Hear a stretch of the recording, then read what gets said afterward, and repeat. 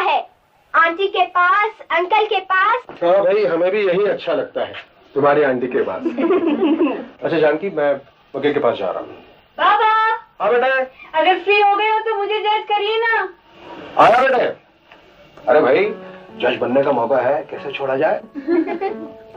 क्या कल कल्याणी दी के इम्तिहान है?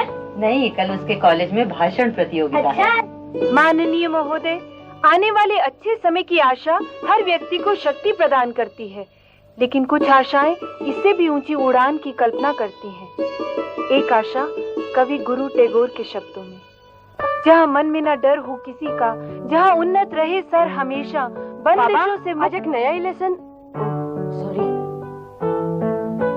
फिर से पढ़ो। बंदिशों से मुक्त हो जहाँ का ज्ञान, तंग घरेलू दीवारों में न सिमटी हो जहाँ की दुनिया, शब्द की उत्पत्ति हो जहाँ सत्य की गहराई से, पूर्णता के लिए फैली बाहें जहाँ श्रम की दुनिया हो, स्वच्छ विचारधाराएं जहाँ, उसी आजादी की दुनिया में। हाँ मेरे पिता, मेरे देश को जगने दो। माननीय महोदय, गुरुजनों। ठहर जाओ तुम लोग, अभी खबर लेती हूँ तुम्हारी। सुमन कढ़ाई की क्या सीखने गई है, शोभा हीरोइन बनी घूमती है, घर का सारा काम कौन करेगा? आप हैं?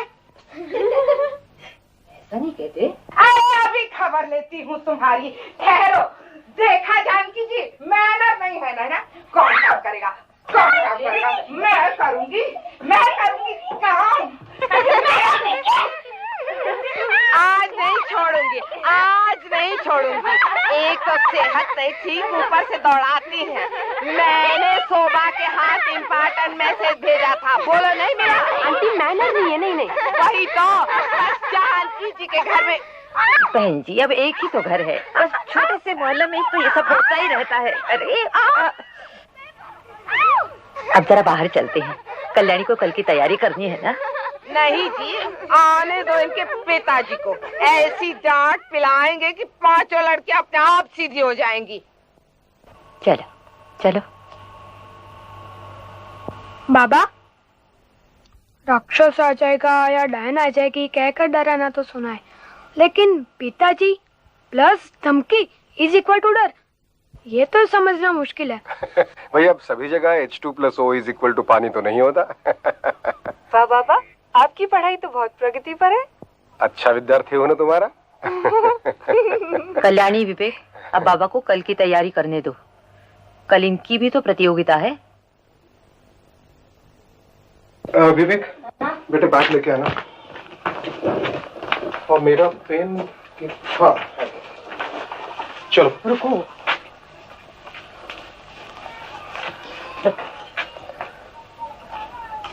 मेरी माँ ये सब करती है, शायद ये चीजें मदद करती हूँ। चलो। अच्छा माँ, मैं भी स्कूल जाता हूँ। हाँ।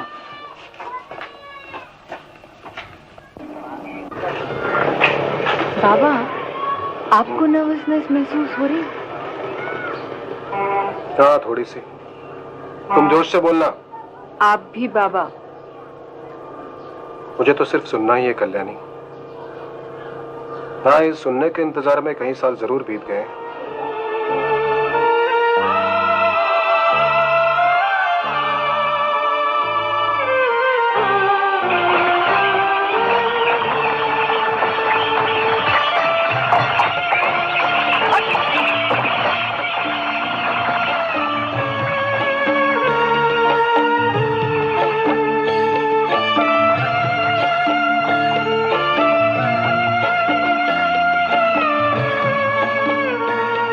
पापा, अब हम भी जल्दी वापस अपनी जमीन पर चले जाएंगे ना?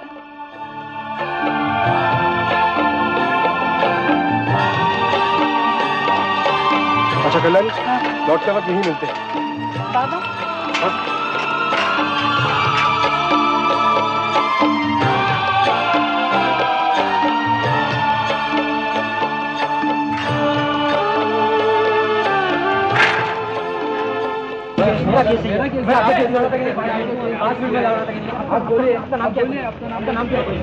आज की प्रतियोगिता में अब बारी है ब्रिजमोहन सिंह बनाम पीताम्बर सिंह हाजिर हो, जिनका विषय है आशा और निराशा में जूझते हम। माननीय अध्यक्ष महोदय, गुरुजनों व मेरे सहपाठी मित्रों, ब्रिजमोहन सिंह के मुताबिक उनकी मरहूम मां और बाप के बीच में यह जुबानी तय हुआ था कि ये झगड़े वाली जमीन ब्रिजमोहन सिंह को दी जाएगी, और ये कि श्री पीताम्बर सिंह ने फर्जी वसीयत तैयार की है जो कि झूठ है। शब्द की उत्पत्ति हो जहाँ सत्य की गहराई से, तंग दीवारों में सिमट कर न टूटी हो जहाँ की दुनिया, पूर्णता के लिए फैलाई बाहें। और उनका दावा कि ये झगड़े वाली बंजर जमीन ब्रिजमोहन सिंह ने सालों मेहनत करके आबाद की है, लेकिन श्री ब्रिजमोहन सिंह के पास इस दावे का ना तो कोई सबूत है ना ही कोई गवाह। इन हालात को मद्देनजर रखते हुए अदालत उनकी दरख्वास्त नामंजूर करती है। जहाँ श्रम की दुनिया हो, स्वच्छ विचारधाराएं जहाँ, उसी आजादी की दुनिया में हाँ मेरे पिता, मेरे देश को जगने दो। धन्यवाद, धन्यवाद। कानूनन ब्रिजमोहन सिंह का इस जमीन पर कोई हक नहीं बनता। अदालत ये मुकदमा खारिज करती है।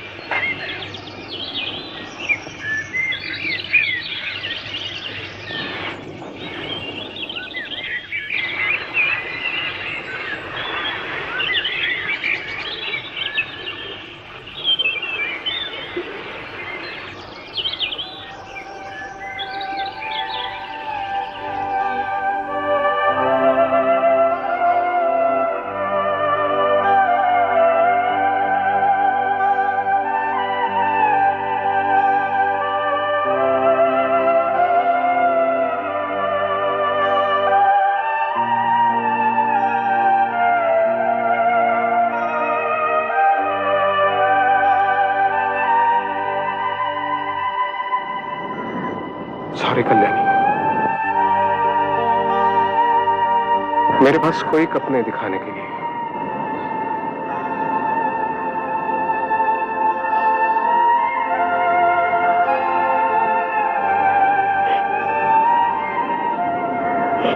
मैं हार गई हूँ, अब और नहीं जूझ सकती। देखो ये हाथ, ये बाहर देखो, सब कुछ उस जमीन पर लगा दिया, और ये जमीन हमें झुर्रियां देकर खुद चली गई। धोखा हुआ है हमसे, हर बार धोखा। और ढांढस देकर मत मारना मुझे। जिंदगी भर यही तो देते रहे एक दूसरे को, जिंदगी भर आत्मसम्मान के लिए मुश्किलों का सामना करते रहे। क्या मिला हमें? हर बार सड़क पर लाकर खड़ा कर दिया। जानकी, सम्मान तो नहीं मिला हमें, पर आत्मसम्मान तो पाया, चाहे हमारी नजरों में सही। हम मुकदमा हार गए। कानून ने भी हमें झूठा साबित कर दिया।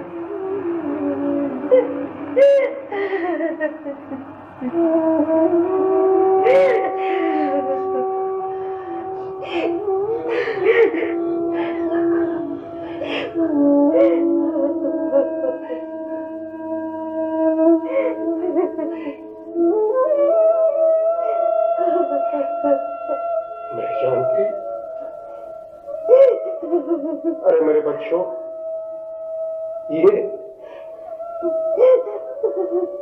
ये अंत नहीं है।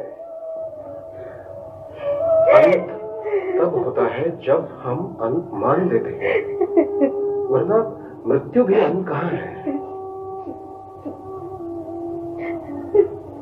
हमारे साथ बुरा जरूर होगा, हम मायूस भी हैं, पर कानून ने अभी रास्ता बंद नहीं किया। हायर कोर्ट है ना अपील के लिए, और सड़क पर भी हम कुछ ही दिनों के लिए आए। अब फिर से छत है सर पर हमारे, मफलस का काम भी शुरू है। सर्दियां आएगी तो बिक्री भी बढ़ जाएगी।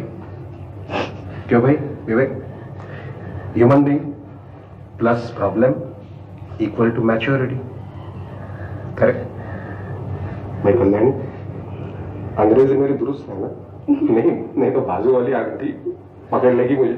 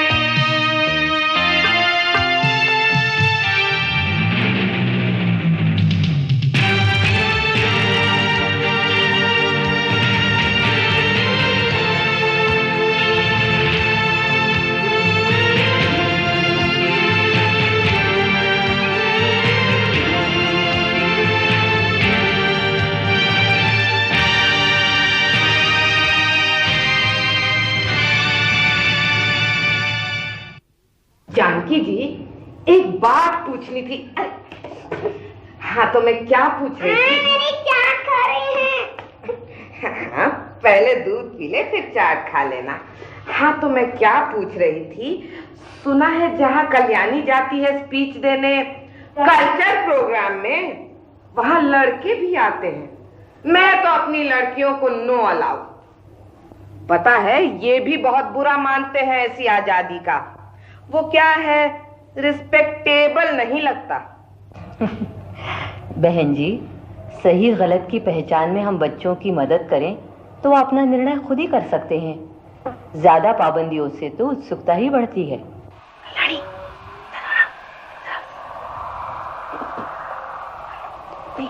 तुझे एक और फोटो दिखाऊं तो उसकी देख कितना तंदुरुस्त लगता है ना। मुझे पता है क्या हो रहा है, दिन भर फिल्मी हीरोज की फोटो देखती रहती है बैठ के। मैं तो सपने ही देखती हूँ, तू तो नुक्कड़ वाले से आंख लड़ाती है। धीरे बोल, पिताजी घर पर ही है। कल्याणी, चल हम तेरे घर चलते हैं। अरे क्या बात है लड़कियों? कुछ नहीं, वो कल्याणी से कढ़ाई का पैटर्न डिस्कस करना था हमको। अच्छा करो करो।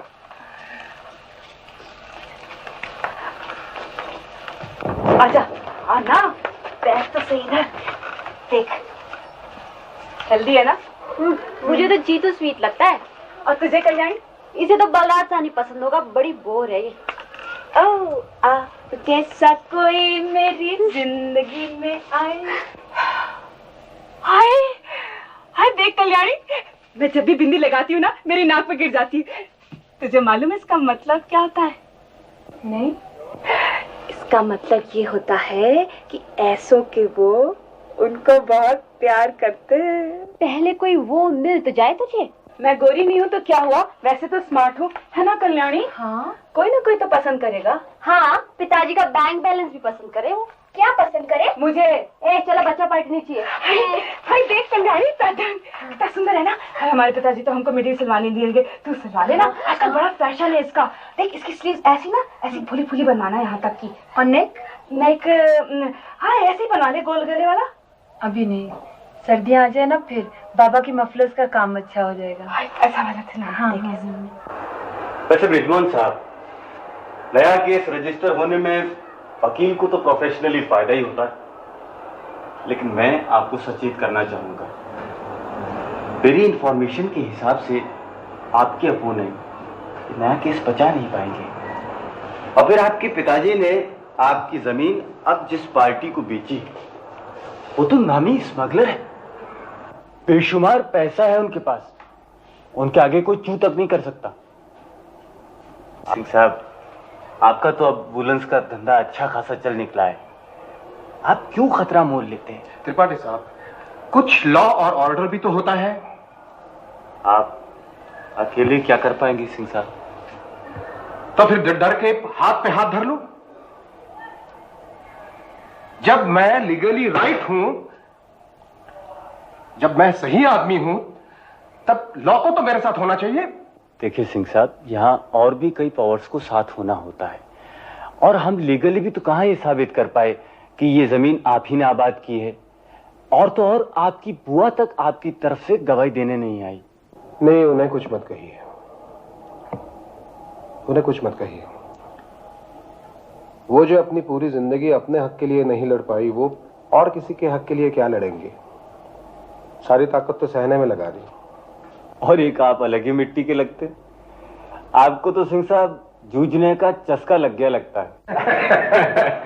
नहीं भाई, मैं तो पहले बहुत ही दब्बू किस्म का आदमी था। मुश्किल है यकीन करना।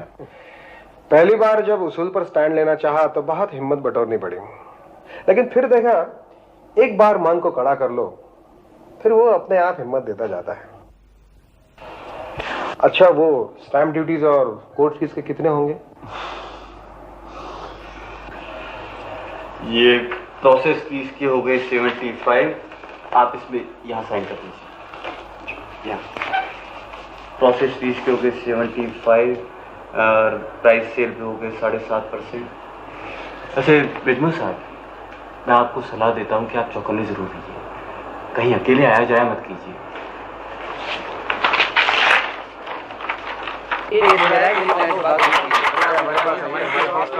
मेरा कैश आप कैसे ले सकते हैं? क्या बात कर रहे हैं आप? मेरा कैश हटिए हटिए, जज साहब आ रहे हैं, हटिए हटिए, सामने से हट जाइए भाई, सामने से हट जाइए जज साहब।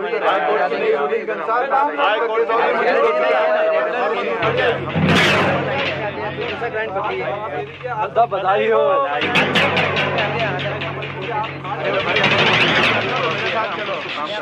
हटिए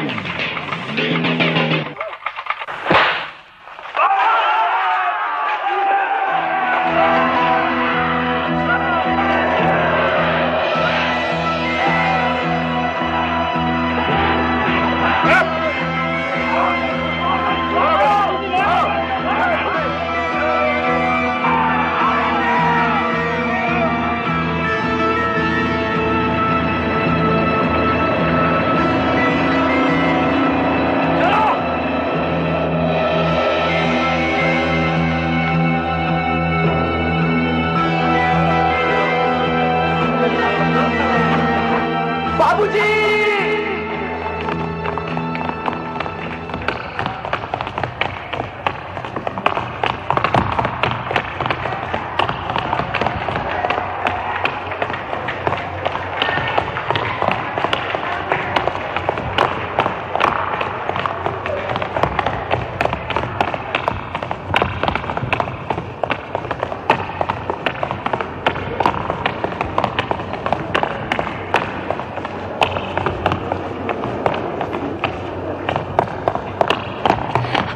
बाबूजी तो वहाँ हैं, आप लोग जल्दी जाइए, मैं ये फॉर्म भर के आता हूँ।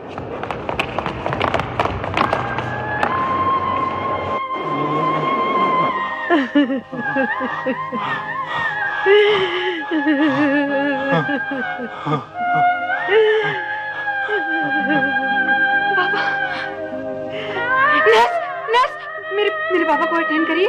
अभी बेड खाली नहीं है, जब खाली होता है तो अंदर लेते हैं, जब तक आप फॉर्म भराइए। चलिए नेक्स्ट। हाँ, कौन है अगला? ले आओ ले आओ।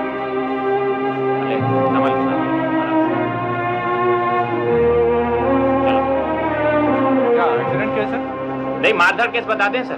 पुलिस में रिपोर्ट दर्ज की है? जाइए, पुलिस में रिपोर्ट दर्ज कीजिए। जाइए जाइए जाइए।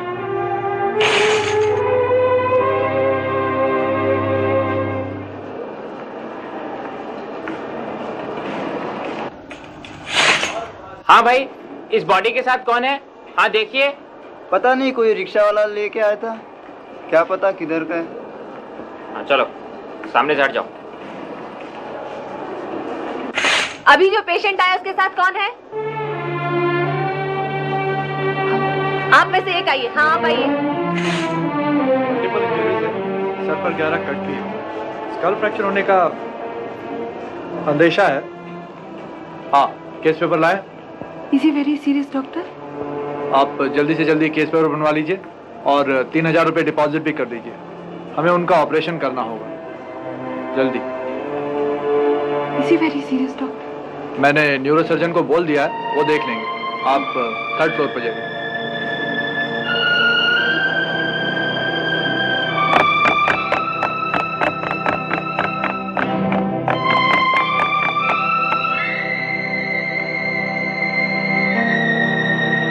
डॉक्टर ने फर्स्ट एड दे दी है, आप ऑपरेशन के लिए जल्दी ले जाइए। हेलो मामा जी, कल्याणी। मामा जी, वो बाबा पर सीरियस हमला हो गया है। हाँ, पता नहीं, हम अस्पताल में, पता नहीं। मुझे मामा जी, मुझे कुछ सूझ नहीं रहा। आप जल्दी आ जाइए प्लीज। हेलो मामा जी, कुछ रुपए उधार मिल सकेंगे? हाँ, नहीं अभी चाहिए, ऑपरेशन करना है। हाँ हाँ हाँ हाँ हाँ हाँ हाँ। मामा जी, थैंक यू।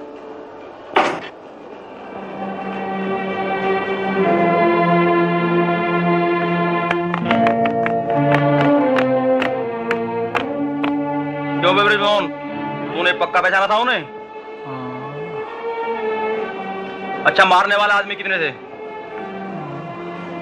8। तेरा आदमी तो कहता है 6, तू कहता है 8।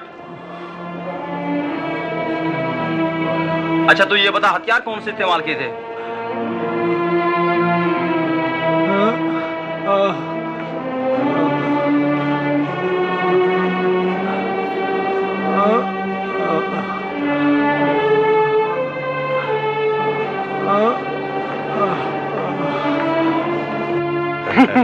ओके, अब कोई झमेला तो नहीं होगा ना? घबराने की कोई बात नहीं है बनवारी, मैं संभाल लूंगा। Okay, thank you. अच्छा,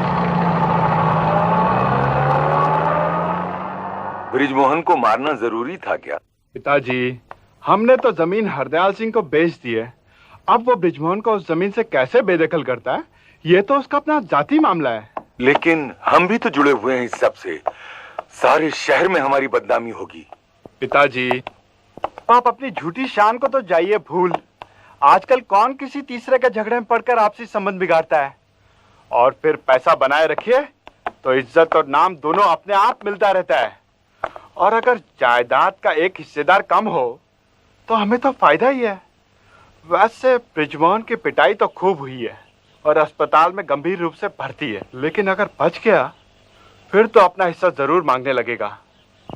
पिताजी, अब आप वृद्ध हो चुके हैं, आपके बाद माँ का मेरा भी तो कुछ सोचिए। तो अब मैं तुम लोगों को वृद्ध नजर आने लगा हूँ?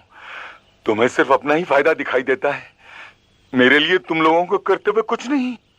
पिताजी, मैं तो आप ही का पढ़ाया बोल रहा हूँ। दरअसल स्टेटमेंट रिकॉर्ड करने की फॉर्मेलिटीज में काफी ब्लड बह गया। पर मैं ये कहता हूँ दीदी, शुक्र करो इनकी जान तो बची। अब आप जमीन को तो भूल जाओ। पहुंचे हुए लोगों से टक्कर लेना, अकेले ब्रिज भाई साहब क्या कर लेंगे?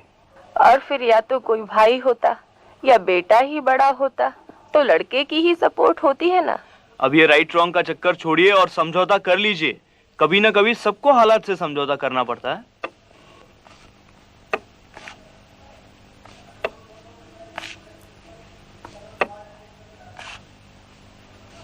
कल्याणी, बुआ,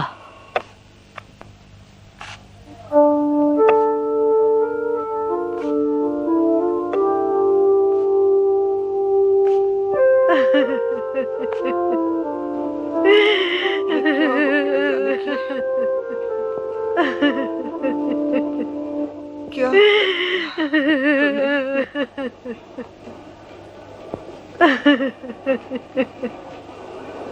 तूने क्यों नहीं समझाया उसे?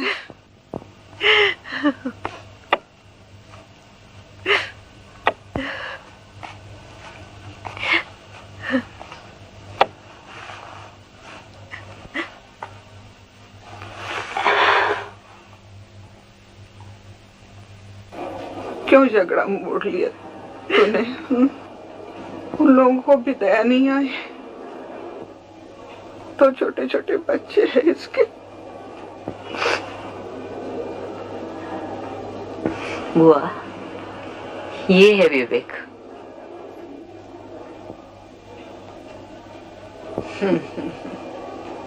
और वो है कल्याणी। वो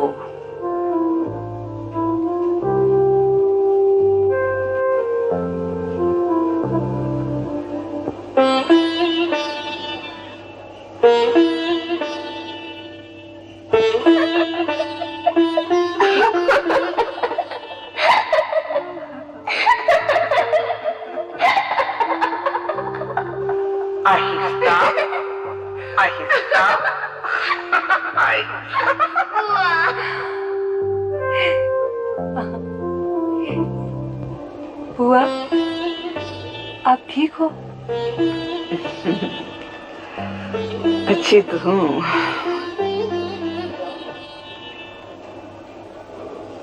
किसी किसी की किस्मत ही खराब रहती है, सह लेना तो पड़ता ही है।